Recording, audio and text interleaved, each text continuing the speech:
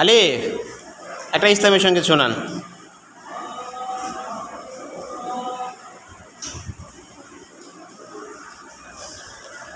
আসসালামু আলাইকুম ওয়া রাহমাতুল্লাহি ওয়া বারাকাতুহু।